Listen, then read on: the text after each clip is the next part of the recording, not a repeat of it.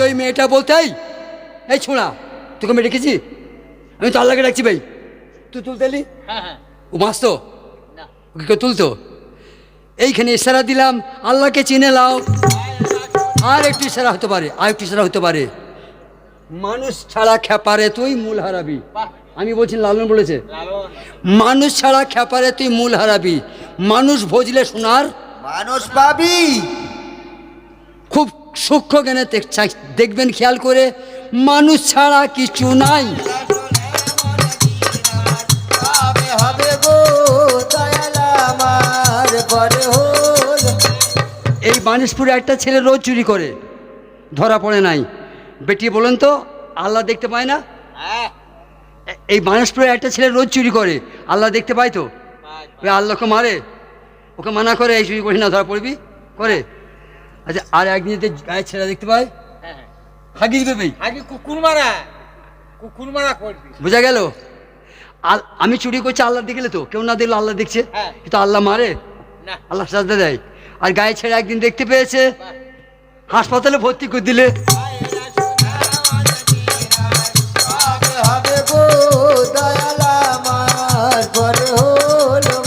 এবার পানির নমুনা পেয়েছে, পানির নিশান পেয়েছে, হাজেরার তেজটা বেড়ে গেছে, মানে খুব ব্যতিব্যস্ত হয়ে দৌড়ছে।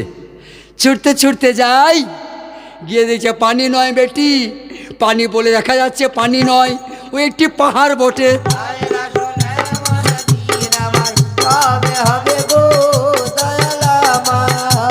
মানে একটা পাহাড়ের চেহারা, একটা পাহাড়ের সুরাত, একটা পাহাড়ের গঠন আল্লাহ এমন বানিয়েছে, দূর থেকে দেখলি মনে হয় পানি ঢেউ খেলছে, অথচ পানি নয়।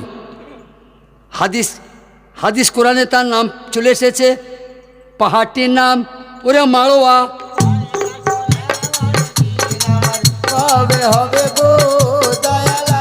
আল্লাহ, বেকার আমি আলামারো হয়ে গেলাম, বেশ একটু সুস্থ ছিলাম, আবার এই পানির আশায় ছুঁড়ে ছুঁড়ে এসে ডবল ক্লান্ত হয়ে গেলাম, মানে আমার চলতে পারছি না।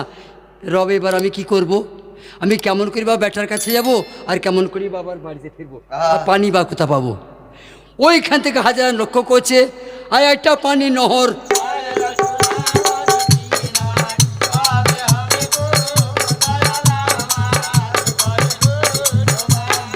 যাক বাবা, এবার আমি ভুল দেখছি না, ঠিক পানি দেখছি। হাজারা দৌড়তে দৌড়তে ওখানে গেলেন, ওটাও তাই, দূর থেকে দেখে লাগছে পানির নহর, ঢেউ খেলছে। কাছে গিয়ে দিলেন পাহাড়, হাত দিয়ে দেখছেন, হ্যাঁ শক্ত পাহাড়। বলিয়া জানাই, ওই পাহাড়টার নাম আমরা শুনেছি, আল্লাহ জানে সত্য মিথ্যা, নামটি সাফা।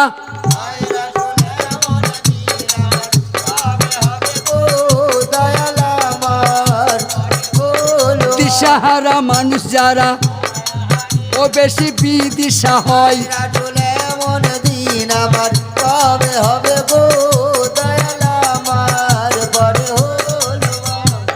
আমি তো আর সেইখানে ছিলাম না যে সেই ঘটনা দেখে আপনাদেরকে বলছি, দলিলে পাওয়া যায়, পড়ে মুখস্থ করেছি, পেট চালাবার জন্য আমি একটু গিয়ে শোনাচ্ছি। এই ভালো মন্ত্রটা আল্লাহ জানে, কতটা সত্য কতটা মিথ্যা ওটা আল্লাহ জানে।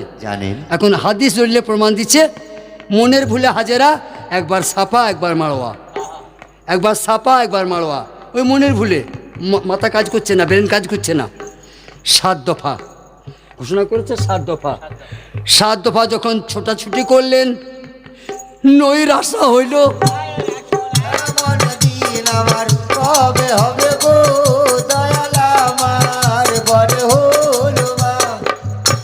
কোরআনে লিখেছে, 5টা সতীর মধ্যে 1 নম্বর হলো হাজেরা। মাতার দুর্গতি দেখছেন? আল্লাহর মনোনীত নারী একজন, সত্যি হাজেরা, তার দুর্গতিটা খেয়াল করছেন তো? একটি বাচ্চা বাঁচাবার জন্য কত ছোড়াছড়ি করছে, আল্লাহ পানি দিচ্ছে। রহমানুর রাহিম বলছে, আল্লাহর নাম রহমানুর রহিম, আমি কিছু বুঝতে পারছি নাই।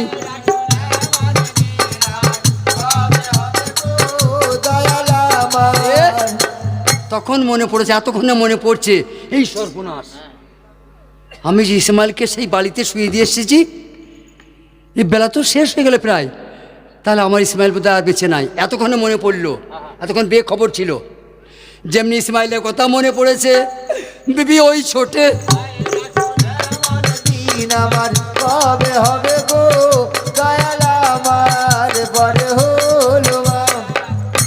তাই সময় থাকতে নৌকায় চাপতে হবে তো।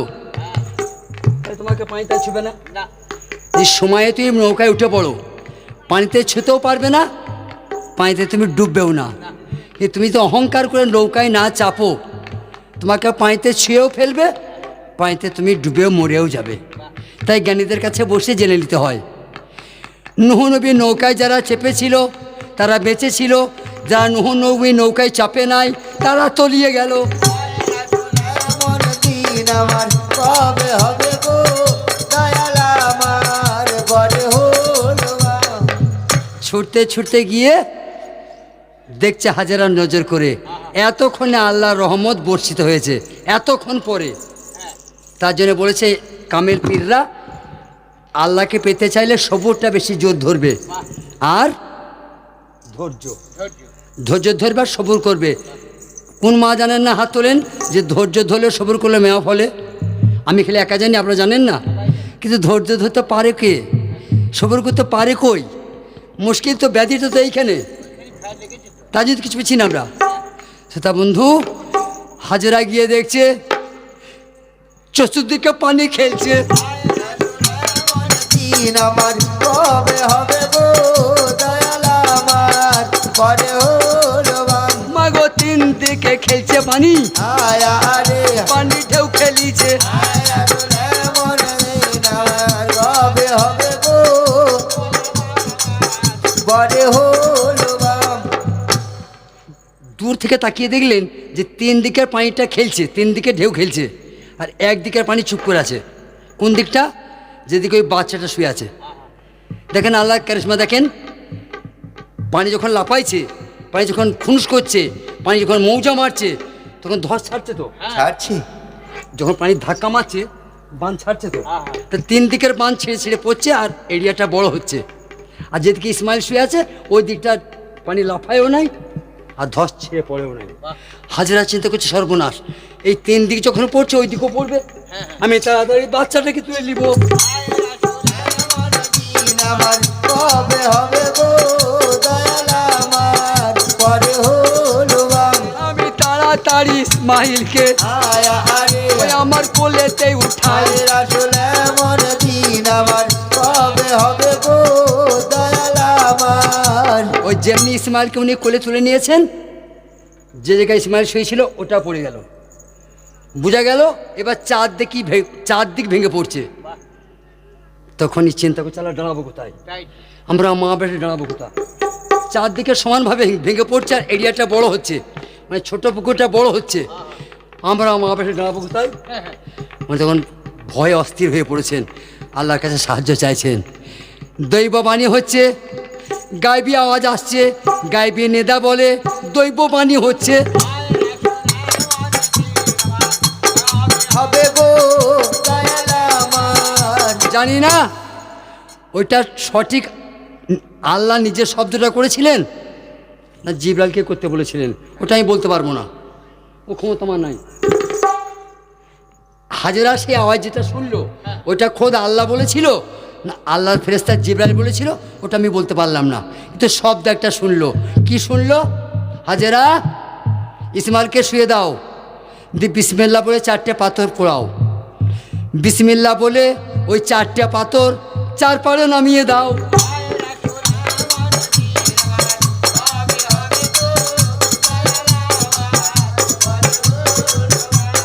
গিয়ে দেখো পাথরের কেরামতি, চারদিকে চারটে পাথর বিসমিল্লাহ বলে নামিয়ে দিলেন। এই বিসমিল্লা, এই শুধু বিসমিল্লাটা, বিসমিল্লা এই একটা কথা, বিসমিল্লা এইটা বুঝতে এক নম্বরে জ্ঞানী যারা তাদের কাছে 10 বছর গোলামি করতে হয় শুধু বিসমিল্লাটা বুঝতে। তাও তার আছে বিসমিল্লাহির রহমানির রহিম, খালি বিসমিল্লাটা বুঝতে বেটি এক নম্বরের যে জাননেওয়ালা তার 10 বছর ধরে গোলামি করতে হয়।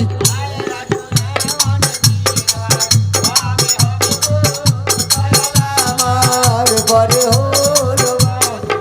যেমনি পাথরগুলো নামিয়ে দিয়েছে, যে পানি লাফাই ছিল ঝাঁপাই ছিল, যে পানি ঢেউ খেলছিল চুপ হয়ে গেল, পানি থেমে গেল। যদি পানি না লাফায়, পানি না ঝাঁপায়, তাহলে ধস ছাড়বে, ভাঙবে না। শান্ত হলো। অনেক প্রবাসিত ছিলেন, ইসমাইলকে কোলে করে নিয়ে বিসমিল্লাহ বলে বাহ বিসমিল্লাহ বলে পানি তুলে খাই। মাগো, দুধের থেকে সাদা, মধুর থেকে মিষ্টি, এমন দিন আমার কবে হবে গো দয়াল আমার পরে হলো দুধের চেয়ে সাদা পানি, মায়া মধুর থেকে মিঠা। এমন দিন আমার কবে হবে গো দয়াল আমার পরে হলো এমন কেরামতির পানি আল্লাহ বসাইলেন, এমন পানি জন্ম দিলেন যে পানি খেলে ভোগ পেঁয়াজ দুটো মৃত্যু। এই একটা পানির নাম। আর একটা পানির নাম মায়ের দুধ। ঠিক মায়েরা, কোনো কোনো মা হুঁশ রাখেন, কোনো কোনো মা বেহুঁশি কাজটা করেন, কোনো কোনো মা হুঁশে করেন, কোনো কোনো মা বেহুঁশে করেন। এই যে মায়ের দুধ বেরোয়, এইটা কেমন? বাচ্চা যখন শুয়ে আছে অসহায়, যখন মায়ের পেট থেকে 1 মাসের বাচ্চা বেরিয়ে চলে এলো, তখন তো তার মুখে কথা হয় নাই, তা তাকে পিএমটাতে কামড়াইছে, আর সে তার মা হয়তো মনে করছে যে আমার ছেলে তার দুধ খাবে, তাহলে ব্যথাটা কোথায় আর নিশানটা কোথায়? এমনও হয় বাচ্চা শুয়ে দিয়েছে, ডেড়ো কি পিএমটাতে বাচ্চা কামড়াইছে, বাচ্চা ছেলে, তার তো কথা নাই, না, না। সে তোর মাকে বলতে পারছে না যে মা পিএমটা ধরেছে, এখানে চুলকি দাও। এখন মা অনুমান করে তার আমার ছেলেকে খিদে লেগেছে, দুধ দিতে হবে। এই একটা অসহায় অবস্থা, এই শিশুকালে একটা অসহায়, মানে কোনো উপায় নাই, সহ্য করতে হয়। আর একটা এই যখন লাঠি ধরে মানুষ, কখন বৌমা 4টি ভাত দিবে এমনি তাকিয়ে থাকে।